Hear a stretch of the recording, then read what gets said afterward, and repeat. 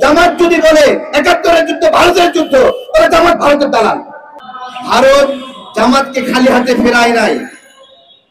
জামাতকে বলেছে যাও, তোমাদেরকে পিয়ার দিয়ে দিলাম, তোমরা পিয়ার নিয়ে এখন নাচানাচি করো। ভারতের পিঠে খালেদার চাবুক।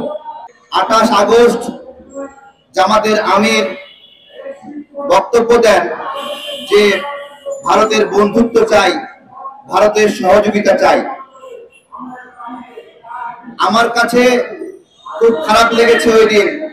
বাংলাদেশে রাজনীতি করবে আর একটা রাজনৈতিক দল বলবে যে ভারতের বন্ধুত্ব চাই, ভারতের সহযোগিতা চাই। এভাবে নির্লজ্জ স্বীকারোক্তি দিয়ে বাংলাদেশে রাজনীতি করবে। আমি আওয়ামী লীগ, বিএনপি, জাতীয় পার্টির কোন দলকে কোনোদিন সরাসরি দলের প্রধানকে এরকম বক্তব্য দিতে শুনি নাই এরকম বলতে যে ভারতের সহযোগিতা চাই, ভারতের বন্ধুত্ব চাই। এবং তার প্রেক্ষিতে ৩১শে আগস্ট ভারত উত্তর জানায় জামাতে ইসলামের এই বন্ধুত্বের আহ্বান তারা বিবেচনা করবে। আমাদের রাজনৈতিক অস্তিত্ব কোন জায়গায় গিয়ে নামিয়েছে।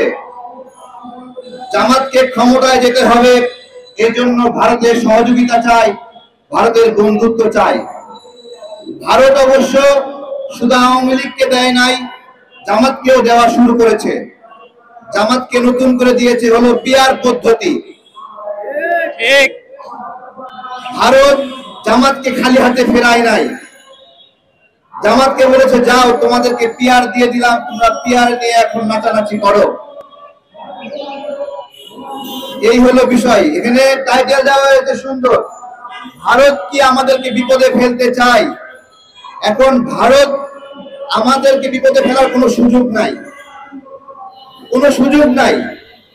যদি আওয়ামী লীগের মতো কোনো দল থাকে তার মাধ্যমে বিপদে ফেলতে পারে, আর যদি জামাতের মতো কোনো দল থাকে তার মাধ্যমে বাংলাদেশকে বিপদে ফেলতে পারে।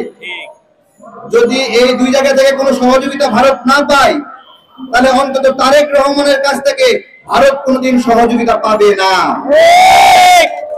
কারণ এই বেগম খালেদা জিয়া গণতন্ত্রের মা, তার ভারতের প্রতি বিদ্বেষ এবং ভারতের প্রতি ব্যবস্থাপনার কারণে সংবাদ মাধ্যমে নিউজ হয়েছিল ভারতের পিঠে খালেদার চাবুক। আমরা ভুলে গেছি? ভুলে গেছি না আমরা? ভুলে গেছি না আমরা। এগুলো আমাদের খেয়াল রাখতে হবে। প্রিয় ভাইয়েরা, ভারতের সঙ্গে যারাই আঘাত করবে আমরা কি তাকে প্রতিরোধ করব? প্রতিরোধ করব? আমরা প্রতিরোধ করব না? আমরা জামাতকে স্পষ্ট ভাবে বলছি, ২৮ আগস্ট আপনারা যে বক্তব্য দিয়েছেন স্মরণ করে দিচ্ছি, ওই বক্তব্য আপনারা প্রত্যাহার করবেন। বাংলাদেশে ভারতের সহযোগিতা নিয়ে আমরা কাউকে রাজনীতি করতে দেব না, আমরা প্রতিরোধ করব।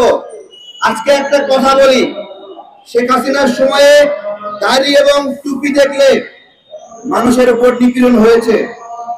একবারও প্রশ্ন করেছেন কেন এই নিপীড়ন হয়েছে? বলেন তো। শুধুমাত্র জামাতের কারণে হয়েছে এটা। আমাদের দুর্ভাগ্য কি জানেন? আমাদের বাংলাদেশে একটা ইসলামিক দল নাই শক্তিশালী, যারা স্বাধীনতার পক্ষের শক্তি। দুঃখ, যে কারণে ওই জায়গায় অ্যাঙ্গেল করে করে দাড়ি এবং টুপিওয়ালা মানুষগুলোকে আক্রমণ করা হয়েছে। এছাড়া অন্য কোনো কারণে কেউ বলতে পারবে না তাবলীগ জামাত করার কারণে কারো উপর আক্রমণ হয়েছে, হেফাজতে ইসলাম করার কারণে আক্রমণ হয়েছে। জামাত এমন একটা রাজনৈতিক ন্যারেটিভের উপর রাজনীতি করে যে ন্যারেটিভের কারণে দাড়ি এবং টুপিওয়ালা মানুষগুলোর উপরে এই নির্যাতন হয়েছে। আমরা এগুলো গভীরভাবে যদি পর্যালোচনা না করি, তাহলে আমাদের ইসলাম যেরকম আক্রান্ত হবে, তেমনি আমাদের দেশ আক্রান্ত হবে। গত কয়েকদিন যাবৎ একটা গল্প ছড়ার চেষ্টা করা হচ্ছে যে মুক্তিযুদ্ধে ২০০০ মানুষ নিহত হয়েছে। আমি পিনাকি ভট্টাচার্যকে বলছি, আপনি তো আলোচনা এমন এক জায়গায় নিয়ে যাবেন যে মুক্তিযুদ্ধ নামে কোনো যুদ্ধই বাংলাদেশে হয় নাই। কারণ লক্ষ লক্ষ শহীদের সংখ্যা নামিয়ে ২০০০-এ নামিয়ে নিয়ে এসেছেন। 10 বছর পরে বলবেন বাংলাদেশে কোনো যুদ্ধই হয়েছিল না।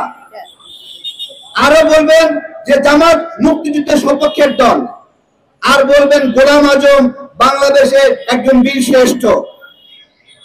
এইরকম একটা তৎপরতা আমি জাতীয়তাবাদী দল বিএনপিকে বলবো, মুক্তিযুদ্ধের বিষয়ে কোন রকম ছাড় দেবেন না। ইলিয়াস পিনাকি সহ কিছু ইউটিউবার চেষ্টা করেছে যে মুক্তিযুদ্ধের স্মৃতিকে ভুলণ্ঠিত করতে। মুক্তিযুদ্ধের স্মৃতি হলো বিএনপির স্মৃতি। আওয়ামী লীগ সেখানে হাল ছেড়ে দিয়ে চলে গিয়েছিল, তখন হাল ধরেছে শহীদ প্রেসিডেন্ট জিয়াউর রহমান। এত সহজ ছিল না। সুতরাং এই গৌরবান্বিত স্মৃতি কোনোভাবে মাটিতে মিশতে দেওয়া যাবে না, এটাই চেষ্টা করা হচ্ছে।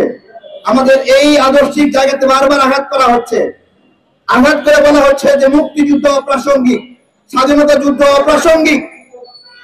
বলা হচ্ছে যে এটা ভারতের, ভারত সবসময় দাবি করে 1971 সালের যুদ্ধ তাদের যুদ্ধ। ভালো কথা, ভারত দাবি করে। তাহলে এই দাবিতে যারা সমর্থন দেয়, ভালো করে বোঝেন, ভারত দাবি করে 71 যুদ্ধ তাদের যুদ্ধ। এই দাবিকে যারা সমর্থন করে তারা ভারতের দালাল নাকি? তাই না? জামাত যদি বলে 71 যুদ্ধ ভারতের যুদ্ধ, তাহলে জামাত ভারতের দালাল নাকি? তাই না? 71 যুদ্ধ আমাদের যুদ্ধ, আমাদের পরিবার ক্ষতিগ্রস্ত হয়েছে, আমাদের বাচ্চারা খুন হয়েছে, আমাদের আমাদের আমাদের বাংলাদেশের এই যে নাগরিকরা সাহসী সন্তানদের নাগরিক, সাহসী সন্তানদের একটা দেশ। এই সাহসী সন্তানরা কোনো সময় আপোষ করেনি। আপনারা ভালো করে দেখেন যে ব্রিটিশদের বিরুদ্ধে লড়াই, সেই লড়াইয়ে গান্ধী সাহেবরা তারা হলো অহিংসা আন্দোলন করেছে, কিন্তু প্রথম সহিংস আন্দোলন শুরু হয়েছে চট্টগ্রাম থেকে। মাহতাবা সূর্য সেন আমাদের সন্তান, ভারতের সন্তান না। এই ইতিহাসগুলো দৃঢ়ভাবে বলতে হবে। আমাদের লড়াইয়ের কথা আমাদেরকে বলতে হবে। আমাদের লড়াইগুলোকে অপ্রাসঙ্গিক বানানোর ষড়যন্ত্র করা হচ্ছে, আমাদের ত্যাগগুলোকে অপ্রাসঙ্গিক বানানোর ষড়যন্ত্র করা হচ্ছে। আমরা এগুলো, এই ষড়যন্ত্রগুলো রুখে দেব তো? আপনারা জিজ্ঞাসা করেছেন ভারতকে আমাদেরকে বিপদে ফেলতে চায়।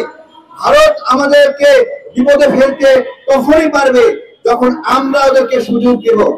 ভাই, ভারতের আমাদেরকে গিলে খাওয়ার সক্ষমতা নাই।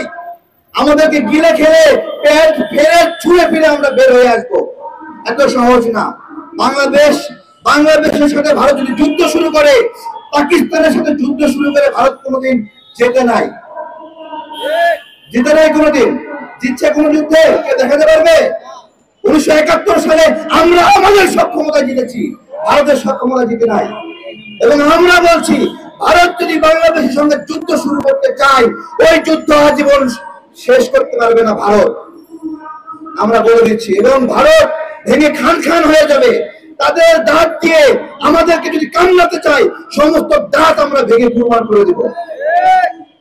ভালো থাকবেন সবাই, ধন্যবাদ সবাইকে, ইনশাআল্লাহ।